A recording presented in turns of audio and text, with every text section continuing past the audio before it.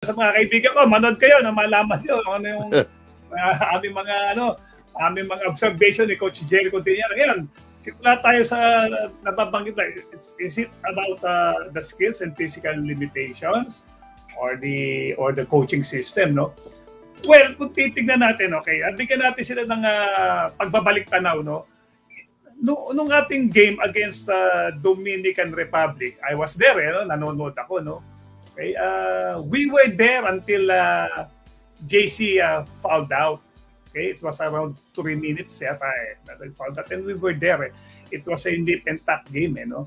Ang nangyari lang doon is, kung titingnan mo, ang dami nating turnovers. But we were there, and considering na si Dominican Republic is rank number 20, di ba? 2021 yata yan, no? Tayo rank number 40, no? Then, against Angola, ang naging problema na nakita sa Angola, nagpapasok unang tira natin, yung bandang huli, when we needed it most, hindi na nagpapasok.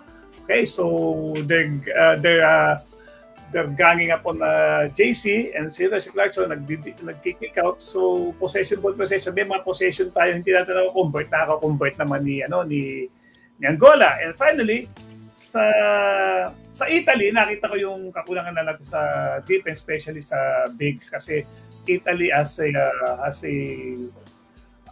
lineup na yung bigs niya is playing sa labas. Okay, birang-bira sila nagposte. So, kung titingnan natin pare, kung skills and physical limitations, meron naman. Okay? Nagtataasan na rin naman yung ating mga players, no? Minsan nga sinasabi ng ibang coach is the physiology. No, it's not the physiology. Amerikanian, yung genetics yan, gano'n, malakas na sila. No, that's one part of playing basketball, pare. Ang playing ng basketball, one part syempre yung talent, pero syempre it's more sa mental eh. Kaya pinasabi nila yung physiology, wala, di ako na ron eh. Kasi ano lang yun, part lang ng pizza pa yun, ng isang malaking pie, di ba? And kadalasan dyan, yung preparation and the mental, doon mo piniprepare. Okay?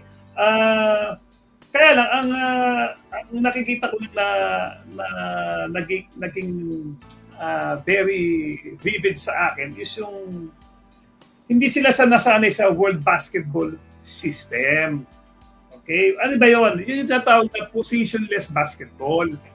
Okay? Kasi alam mo naman tayo sa Pilipinas, nasanay tayo ng mga, alam mo naman, ng mga pag malaki ako, dito ako sa ilalim eh.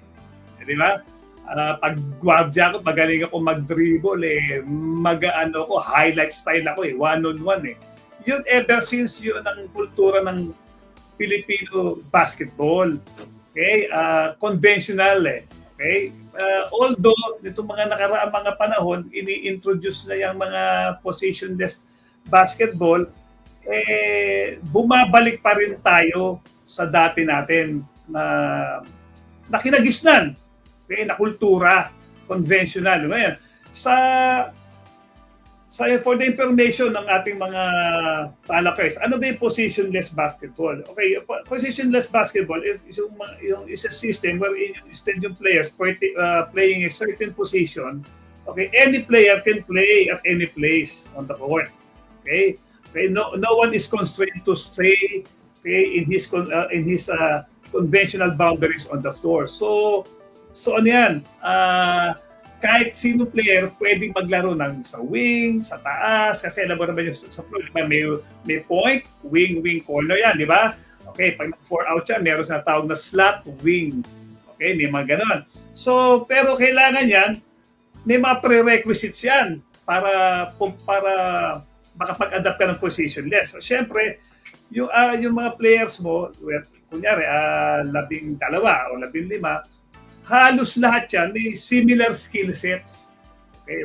Pag sinabi similar skill set, si Biggs pwedeng tumira sa labas, si Point, mayroon kang point malaki-laki, pwedeng all of a sudden mag-poste ng konti, pag nakakuha ng mismatch, yung mga ganon, halos similar, no? And syempre, may passing ability ka, at syempre yung spacing mo, yung maganda ang spacing mo. So yan yung sa position, sa position test. Kasi